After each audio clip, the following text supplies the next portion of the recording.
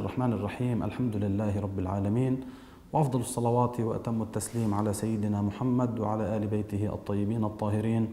السادة المشاهدين، السلام عليكم ورحمة الله وبركاته. سنكون في هذه الحلقة مع كتاب قبسات في المعرفة الحسينية، دروس في معرفة الإمام. الكتاب من تأليف آية الله الشيخ محمد تقي مصباح اليزدي قدس سره، وهو عبارة عن تقرير لمجموعة دروس كان قد قدمها في إحدى المواسم العاشورائية. سأحاول في هذه الحلقة أن أبين مجمل المضامين التي احتواها هذا الكتاب، رابطا بينها بحيث تصل للمشاهد أهم الأفكار التي احتواها هذا الكتاب ضمن الوقت المتاح لنا في هذه الحلقة. يبدأ الشيخ كتابه بالكلام على مسألة الزيارة، يعني مقصودنا زيارة المعصوم، ويقول أننا بحسب الأدبيات الإسلامية أو بحسب ما هو وارد في المرويات نرى أن الزيارة يمكن أن يكون لها أنحاء مختلفة. فتارة نسمع مثلا الحديث عن زيارة بمعنى أن تقرأ زيارة للإمام وأنت في بيتك مثلا ولو كان بعيدا كل البعد عن المقام، وتارة نرى الكلام على الزيارة بمعنى الحضور عند المعصوم. ثم هذه الأنحاء المختلفة للزيارة تكون وفق مراتب، يعني مثلا مرة بيكون الذي يقرأ في بيته، مرة بيكون يقرأ ولا يفهم شيء من العبارات وفقط ينوي أن يزور الإمام، وتارة أخرى يقرأ ويفهم العبارات، وتارة ثالثة يقرأ ويفهم ويتوجه مع توجه قلبي. أيضا الذي يحضر تارة يحضر حضورا شكليا فقط يريد أن يؤدي هذه المراسم، وتارة لا، هو يحضر وكله توجه لشخص المعصوم.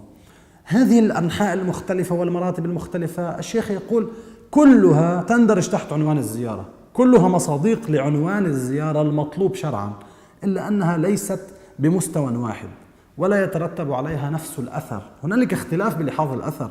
أنت عندما تزور المعصوم أنت إنما تزوره لأن الزيارة أمر مطلوب، ومطلوبيته لأنه يترتب عليه أثر ما تكويني أو شرعي أو ما شابه ذلك.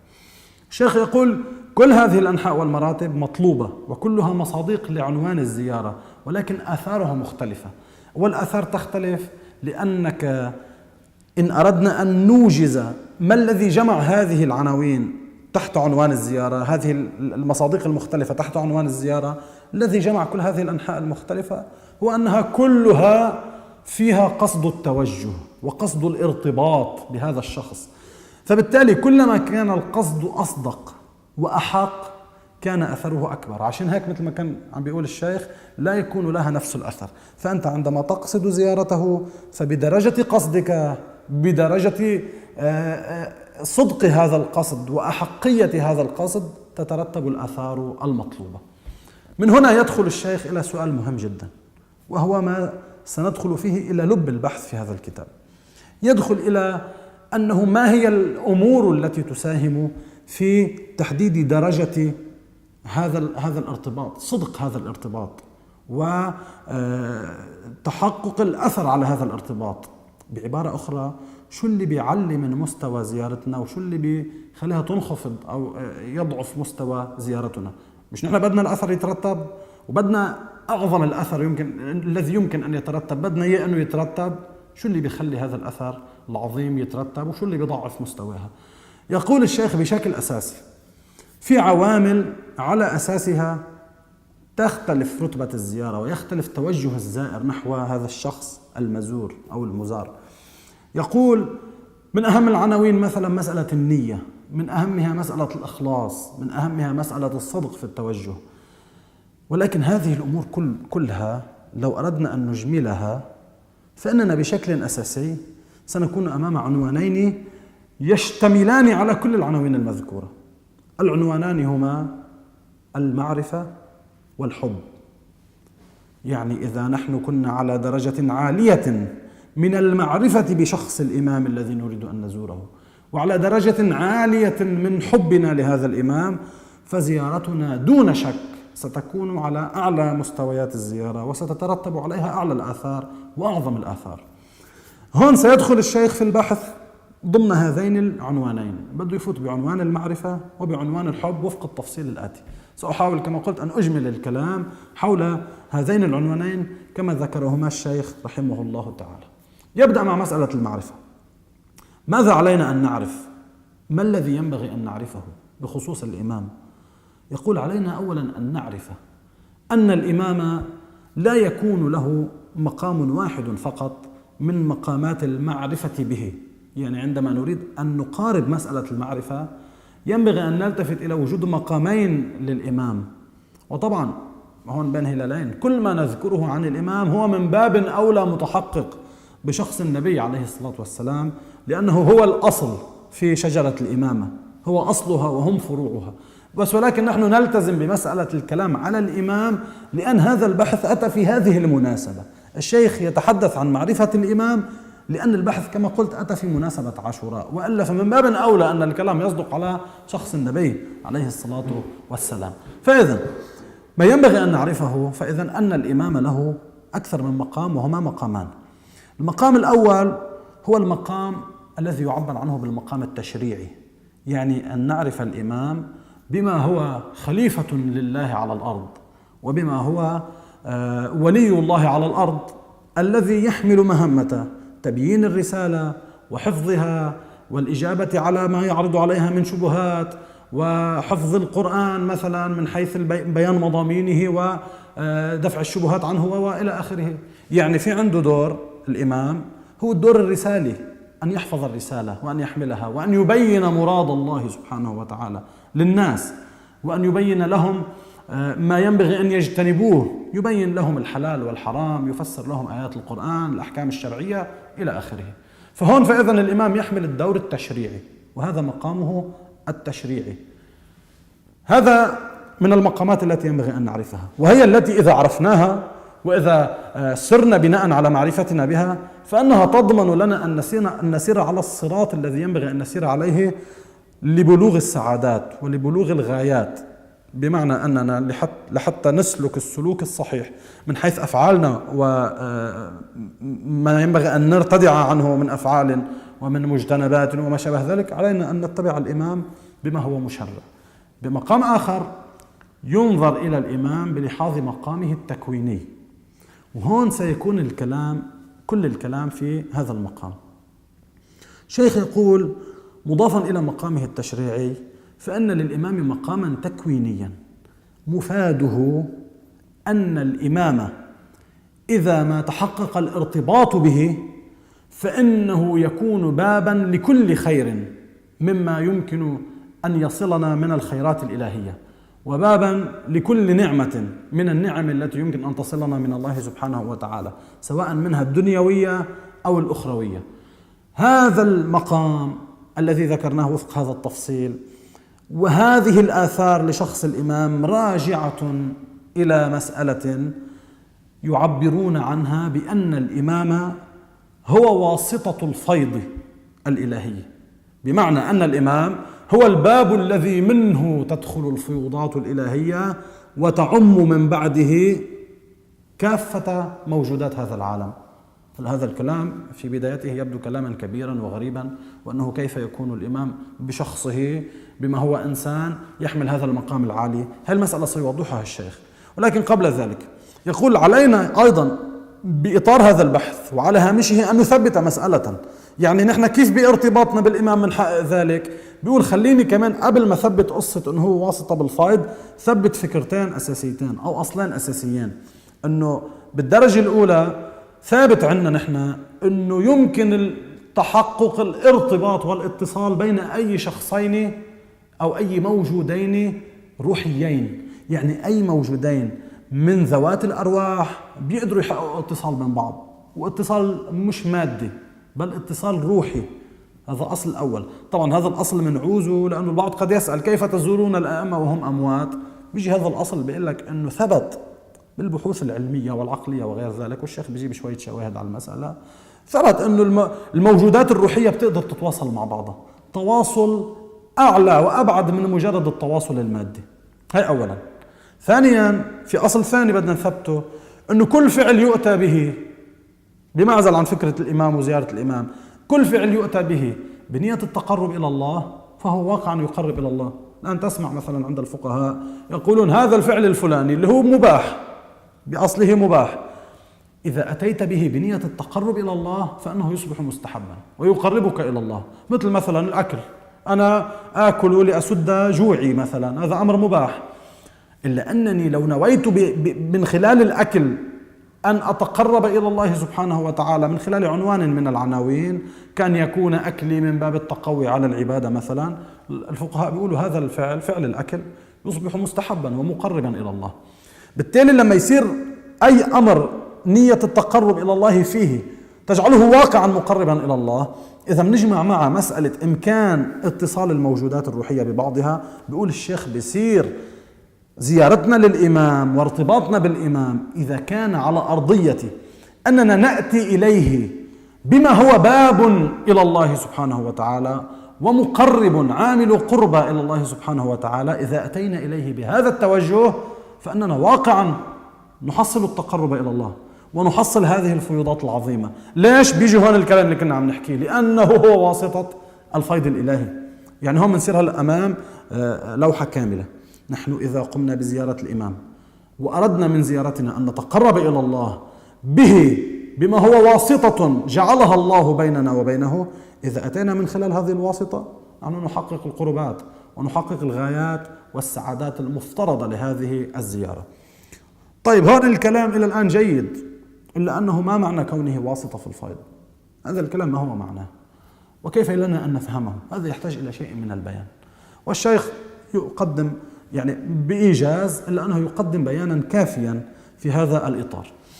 الشيخ في هذا المقام يقول: لكي نفهم مسألة كون الإمام واسطة في الفيض أو واسطة في الخلق كما يعبرون، علينا أن نثبت عندنا جملة أصول، في أصول ينبغي أن نتثبت منها، أن نثبتها.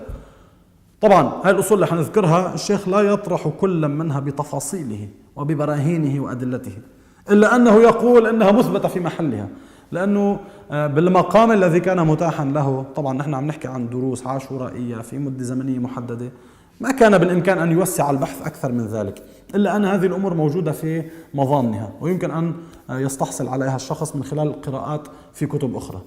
يقول: عندنا أصول ينبغي أن نثبتها لكي نفهم مسألة واسطية الإمام أو طريقية الإمام في الفيض وواسطيته في الخلق. يقول: أول أصل علينا أن نثبته، علينا أن نؤمن ونوقن بأنه ثمة في الوجود بعدا آخر غير الوجود المادي. يعني بالوجود مثل ما في شيء اسمه وجود مادي، في بالحد الأدنى نشأة واحدة بل نشآت كثيرة يعبر عنها بالوجودات أو نشآت الوجود المجرد. يعني هاي النشآت أو هاي الرتب من الوجود هي رتب الموجودات اللي فيها ما بتكون موجودات مادية. يعني احنا مثلا الآن طبعا هذا مثبت في محلات معينة، إلا أننا من خلال التصور فقط نعلم بوجود الروح مثلا، نعلم من خلال النص المقدس بوجود الملائكة، نعلم بوجود الكثير من الموجودات المجردة عن المادة، يعني التي لا يكون وجودها محدودا بإطار المادة وبالأبعاد الثلاثة التي لا يمكن للمادة أن تتقرر إلا من خلالها. فإذا في عندنا نشأة غير الوجود المادي، هذا أول أصل خلينا نثبته. في أصل آخر أن موجودات هذه النشأة، وهي تحتاج إلى قليل من التركيز فأرجو أن تتنبهوا معي، موجودات هذه النشأة يكون لها نحو من الإشراف على النشأة المادية. موجودات هذه النشأة تشرف على النشأة المادية، بمعنى أنه يمكن لها بما أنها موجودات غير مادية، يعني بما أنها موجودات غير محددة ومنتسبة إلى الحدود الزمانية، في هذه النشأة يمكن لموجودات هذه النشأة أن يكون عندها تقرر للأحداث التي تحصل في النشأة المادية ولو قبل حصولها. ليش؟ هل هذا من نحو أنه عرفنا بالشيء قبل أوانه؟ بنقول مش قبل أوانه، لأنه بهذيك النشأة ما في قبل أصلا.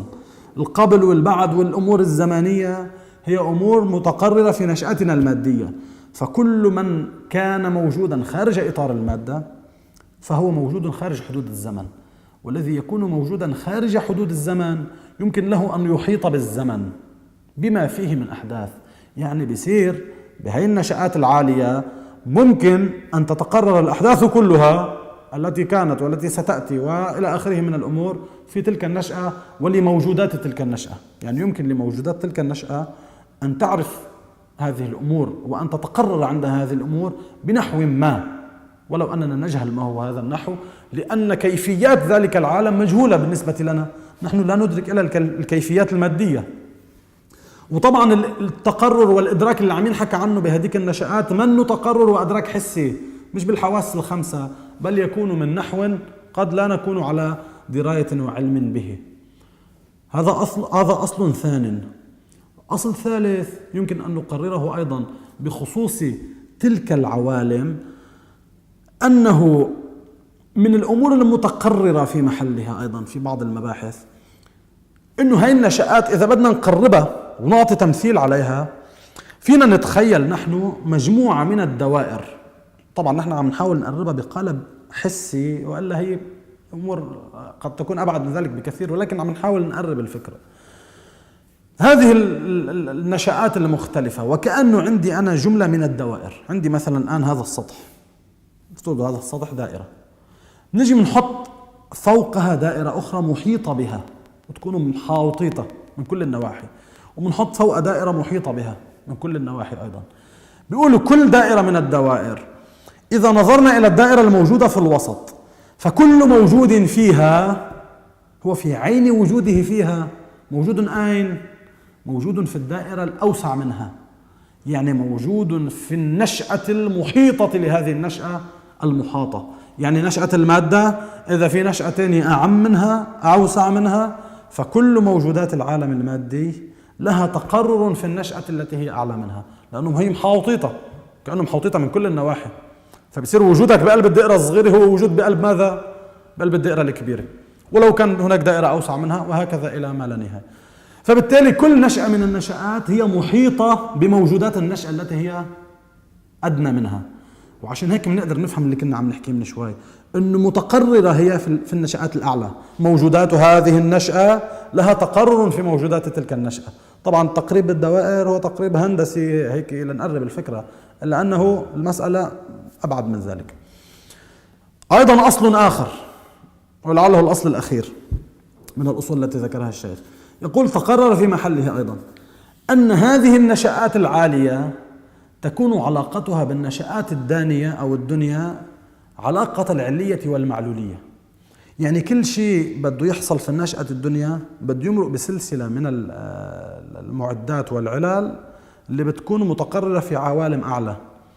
يعني النشأة الدنيا وما فيها معلول للنشأة السابقة عليها، والسابقة عليها معلول للسابقة عليها، وهكذا حتى نصل إلى مقام العلة الأولى.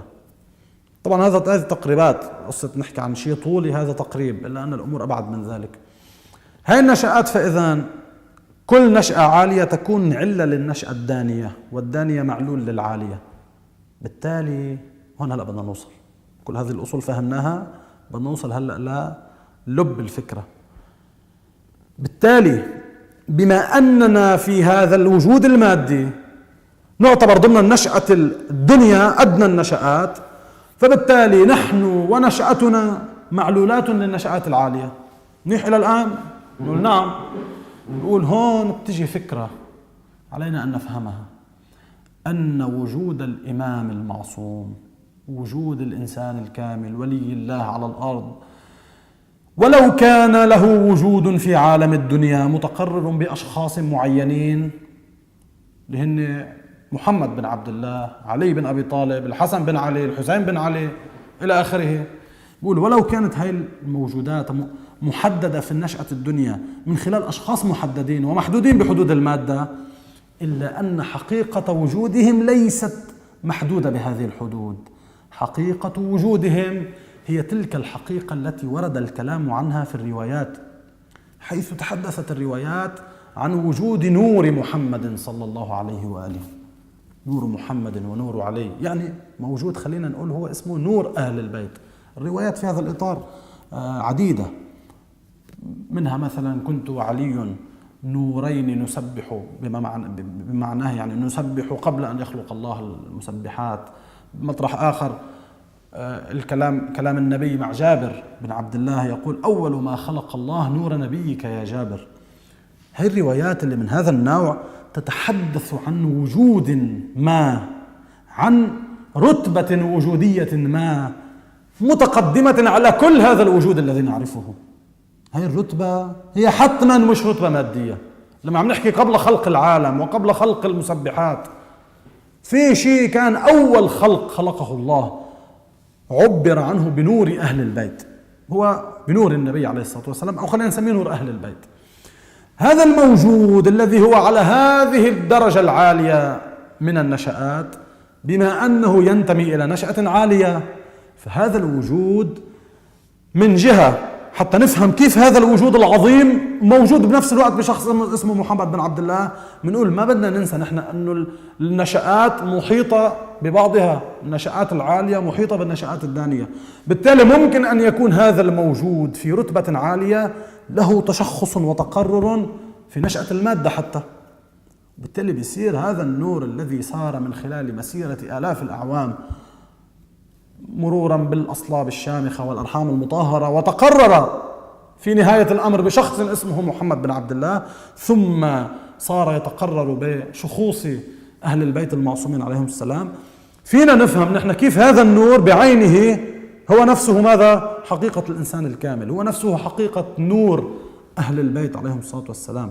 هو موجود الآن في هذه النشأة، وهو في الوقت عينه تشخص لهذا النور، ولكن بحدود هذه النشأة، لأنه بحدود هذه النشأة مضطر أنه يكون إنسان، مضطر أنه يكون مادي، مضطر أنه يكون يشيخ ويهرم، يحيا ويموت، يقتل، يستشهد في سبيل الله، مضطر تكون عنده كل شؤون ماذا؟ الموجودات المادية، إلا أنه في حقيقته الملكوتية هو موجود عظيم، له شأن عظيم جدا. هذا الشأن شو هو؟ مثل ما قلنا من شوي، هذا الشأن هو أنه موجود قبل خلق المخلوقات وقبل خلق الكائنات.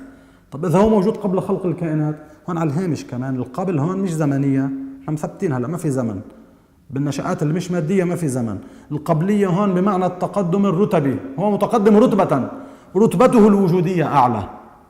خلينا نحاول نفهمها بهذا المعنى. طب إذا هو موجود قبلها، يعني بناء على الأصل الرابع أو الخامس اللي ذكرناه، بيصير وجوده علة لها، بيصير وجود هذا النور هو علة لما دونه. نعم هو معلول للذات الإلهية، ولكن هو علة لما هو دونه من النشآت، وبالتالي هو علة معلولاته. يعني لنقول مثلا أنه هذا الوجود هنا في هذه الرتبة في مراتب كثيرة قبل أن نصل إلى النشأة المادية، إلا أنه علة لكل هذه المراتب، فبالتالي هو علة لماذا؟ للنشأة المادية. وبناء عليه نفهم شو يعني واسطة في الفيض، وشو يعني واسطة في الخلق. يعني كل أمر ينبغي أن يترتب في النشآت الدانية يمر من خلاله، لأنه هو النشأة العالية، والذي يكون في سلم ومراتب العلل والمعلولات هو علة هذه النشآت كلها. بالتالي أنا عندما أتقرب إلى المعصوم وعندما أتوجه إلى المعصوم، فأنا أتوجه إلى هذا الشخص الذي تقررت فيه هذه الحقيقة وتقرر فيه هذا المقام العظيم. وبالتالي أنا يمكن لي أن أقول بالفم الملآن إنني بتوجهي إلى المعصوم أتوجه إلى واسطة الفيض الإلهي، وأتوجه إلى واسطة الإنعامات أو النعم والهدايات الإلهية. هذا يمكن لنا أن نقوله بكل أريحية بناء على هذه الأصول المتقدمة. طيب هون من خلال هذا البحث نريد أن نصل إلى نقطة أخرى. الشيخ يقول إلى هنا نحن نفهم ما هو معنى الواسطية ومعنى الطريقية التي للمعصوم، ونفهم ليش نتقرب منهم وليش نزورهم، ولكن في مسألة مهمة علينا أن نفهمها، وهي أننا لما عم نحكي عن موضوع توجه، فنحن عم نحكي عن فعل اختياري. نحن عم نرتبط بالمعصوم، عم نتوجه إلى المعصوم، هذا فعل اختياري. بيقول الشيخ الأفعال الاختيارية، وهون بده يرجعنا الشيخ لبداية ما طرحه في بدايات البحث. الأفعال الاختيارية تحتاج إلى عاملين لكي تتمظهر على الإنسان وعلى سلوك الإنسان. تحتاج إلى عامل المعرفة اللي كنا عم نحكي عنه من شوي، وإلى عامل ماذا؟ الدافع. الإنسان لا يختار أمر ما، لا يختار أنه يقوم بأي فعل ما باختياره يحتاج إلى معرفة هذا الشيء ومعرفة حيثياته وتفاصيله، ويحتاج إلى دافع يدفعه. يعني مثلا الآن الإنسان عرف شو يعني إمام، وعرف شو يعني زيارة الإمام وآثار الزيارة، معرفة الإمام عنده كاملة. طب شو اللي بده يدفعه ليتوجه نحو الإمام؟ هون بيقول الشيخ الدافع الآخر الذي ينبغي أن نتحدث عنه هو موضوع الحب. وهون عم بيرجعنا مثل ما حكينا، بيرجعنا للي بلش فيه كلامه، أنه نحن اللي بيحدد قيمة زيارتنا هي المعرفة والحب، إذا بتتذكروا بأول الحلقة ببدايات الحلقة. يعني هون هلا عم نرجع لموضوع الحب، بيقول المعرفة خلصنا منها. مسألة الحب، بيقول مسألة الحب هي من الميول الأساسية الموجودة عند الإنسان. الإنسان دوافعه يمكن أن تتمظهر وأن تتجلى من خلال الميول الموجودة عنده. مثلا الإنسان عنده دوافع خاصة بطبيعته، بحاجاته الطبيعية. بجوع بيدفعوا هذا الأمر نحو الطعام، بيعطش بيدفعوا نحو الشراب، بيجهل مسألة بيدفعوا حب المعرفة أو فطرة المعرفة، بيدفعوا ليروح يتعلم، بيوصل إلى رشد عقلي ما، هذا يدفعه نحو سلوك ما. في ميول كثيرة ويترتب عليها دوافع كثيرة عند الإنسان، إلا أن من أعلى هذه المراتب للميول هي مسألة الحب. يعبر الشيخ أنها من أرقى الدوافع التي يمكن أن تتجسد عند الإنسان، من أرقى الدوافع التي يمكن للإنسان أن يحملها تجاه شيء ما هو أن يحب هذا الشيء. الشيخ يقول، وهذا معروف طبعا، أن الإنسان إذا أحب شيئا فأنه يندفع نحوه وغير مبال بالتبعات. والشيخ طبعا بيصير بيجيب شواهد على هذه المسائل، كيف أنه الناس مثلا كانت تقتل في سبيل الزيارة، كيف كانوا يتعرضون للتعذيب وللتنكيل وللأسر والسجن والعذاب غير آبهم بشيء، لأنهم مدفوعون بالحب الذي في مقامات معينة ومع بعض الأشخاص وصل إلى مرحلة العشق لشخص الإمام ولمقام الإمام. طيب هذا الحب كيف نستحصل عليه بالدرجة الحقيقية؟ هون الشيخ بيقول هذا الأمر لا ينفك عن المعرفة. يعني بيقول المعرفة والحب هما عاملان، صح هن عاملين مختلفان عن بعضهم، عاملان مختلفان، إلا أنهما بينهما علاقة تبادلية. يعني بداية الإنسان بيعرف الشيء ولو معرفة من بعيد، ثم لأنه عرفه تبدأ عنده دوافع الاتجاه إليه والمحبة لهذا الشيء، ثم لأنه أحبه بدرجة ما هذا يدفعه لكي يتعرف عليه أكثر، ثم إذا عرفه أكثر فإنه يحبه أكثر، وإذا أحبه أكثر تثار في باطنه عوامل الفضول للتعرف عليه أكثر، وهكذا. كل زيادة في المعرفة تؤدي إلى زيادة في الحب، وكل زيادة في الحب تؤدي إلى زيادة في المعرفة، حتى تبلغ كلا المسألتين أو يبلغ كلا العنوانين أرقى مجالاته. بالمعرفة أرقى المجالات، بيقول المعرفة لا حد لها، والمعرفة لها مراتب لا تنتهي، لأنك إنما تقصد موجودا عظيما، تريد أن تعرف موجودا على درجة عالية جدا من حيث السمو الوجودي ومن حيث الرتبة الوجودية، فمهما بلغت من المعرفة فأنك تظل قاصرا. وبيعطي طبعا شواهد عن بعض العلماء وعن عظام العلماء اللي كانوا يقولوا أنه نحن معرفتنا بالإمام، ورغم أنها كانت معرفة عالية جدا مقارنة بمعرفة أمثالنا، يقول هي معرفة عالية جدا. ينقل عن هؤلاء العلماء أنهم قالوا أن معرفتنا هي لا شيء بحقيقة مقام الإمام. وطبعا في بالروايات ما يشي بذلك. يعني النبي مثلا عليه الصلاة والسلام في قوله يا علي ما عرفك إلا الله وأنا وما عرفني إلا الله وأنت، هذه حقيقة رواية عجيبة هذه في هذا الإطار وفي إطار الكلام على مسألة المعرفة. أيضا الحب له مراتب كثيرة ومراتب لا تنتهي، يتحدثون عن مراتب العشق والهيام وما شابه ذلك. بمعزل عن المصطلحات نحن نريد الفكرة. هذا الحب كلما زادت محبتنا بشخص الإمام وكلما ازددنا تعلقا بهذا الشخص فإننا نزداد قربا إلى الله. ليش؟ لأنه مثل ما حكينا نحن نحب عن معرفة، ونحن نتوجه إليه بدراية إلى ماذا نحن متوجهون. نحن متوجهين إلى الإمام لأنه طريقنا إلى الله، لأننا نعتبر أننا بمحبتنا له وبمعرفتنا به إنما نتقرب إلى الله سبحانه وتعالى. بالتالي هذان العنوانان المعرفة والمحبة لا ينفك أحدهما عن الآخر، بل ينبغي أن يكون كل واحد منهما دافعا للآخر ومعززا للآخر يعني مثيرا لازدياد في الآخر. كل ما زادت المعرفة هذه تثير المحبة لكي تزداد، والمحبة تثير دافع المعرفة لكي يزداد ويرتقي صاحبه به أكثر.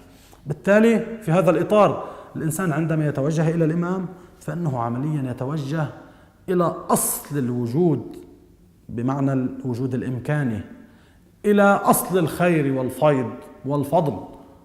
نحن عم نحكي فإذا بعدنا بإطار الوجود الإمكاني. بلحاظ الوجود الإمكاني هم أصل الوجود وأصل الخير وأصل الفيض، وكما يعبر العلماء عن المعصومين بأنهم قطب دائرة الإمكان، بهذا المعنى هم يعبرون عنهم بقطب دائرة الإمكان. بالتالي هنا نفهم ما الذي يريده منا الله سبحانه وتعالى عندما تأتينا الأوامر بزيارة هؤلاء وبالارتباط بهؤلاء، وما الذي يراد عندما يقال أنه حتى أدنى مراتب الزيارة، يعني حتى إذا قلت السلام عليك يا سيدي ومولاي، حتى هذه العبارة فيها بركة وفيها تحقق للذكر ولها ترتب للأثر العظيم. ليش؟ بقول لأن حتى أدنى مراتب الزيارة طالما هي عن دراية، يعني طالما هي توجه، بمعنى أنك تعرف أنك تتوجه إليه بما هو طريق إلى الله، فهي تحقق أثرا. طبعا أثرها مش مثل أثر اللي بيقرأ زيارة كاملة مثلا، واللي بيكون فاهم لمضامينها بيكون رتبته أفضل، اللي بيكون فاهم للمضامين مع توجه بتكون الرتبة أفضل، الذي يحضر في المقام بتكون الرتبة أفضل، وهكذا المراتب اللي حكينا عنها منذ قليل. أخيرا النقطة الأخيرة التي يختم بها الشيخ هذا الكتاب، يقول المعرفة والحب لا يمكن أن يتحققا من دون تحقق للطاعة. أنت إذا عرفت هذا الموجود وعرفت أنه أصل الخير وأصل الفضل وأصل الفيض، ثم أحببته لمعرفتك به، فلا يمكن أن تحبه ولا تقتضي به. لا يمكن أن تحبه وأن تذوب فيه وفق الفرض الذي نذكره ثم لا تتشبه به وتعصيه. واضح؟ يعني بمعنى أن الأئمة بما هم يحملون هذا المقام، ذكرنا نحن أنهم أيضا لهم مقام تشريعي، هم ذكروا لنا ما الذي ينبغي وما الذي لا ينبغي، هم أوصلوا إلينا كل أوامر الله ونواهيه التي يمكن لها أن تحقق لنا السعادة. هم أيضا أمدونا بدستور أخلاقي عريض فيه الكثير من المواعظ والإرشادات. هذه الأحكام التي بينوها، هذه المواعظ التي قدموها، هذه الإرشادات التي بثوها إلينا ينبغي علينا انطلاقا من معرفتنا بهم وانطلاقا من محبتنا إياهم أن نلتزم بها، وأن لا نخل أبدا بأي بند من بنودها، وأن نكون في ذلك حاملين للنية الصادقة، وأن نكون على أعلى درجات الإخلاص لله سبحانه وتعالى أولا، ولهم ولهديهم ولطريقهم وصراطهم ثانيا. ختاما، هذه كانت الأفكار التي قدمها الشيخ في هذا الكتاب. طبعا أنا حاولت قدر الإمكان أن أختصر اختصارا غير مخل. في أفكار أيضا في الكتاب، أفكار أخرى غير التي ذكرناها، يفصل الشيخ في موارد هنا وموارد هناك، وقراءة الكتاب نافعة جدا خصوصا في هذه الأيام المباركة. ختاما، نسأل الله سبحانه وتعالى أن ينعم علينا بمعرفة أئمتنا حق معرفتهم، وأن يجللنا بمحبتهم، وأن يكسونا بكساية الهداية بأن نهتدي بهديهم، وأن نلتزم بتعاليمهم، وأن يعظم أجوركم ويجعلنا من الذين يشفع فيهم سيد الشهداء صاحب هذه الأيام الفضيلة.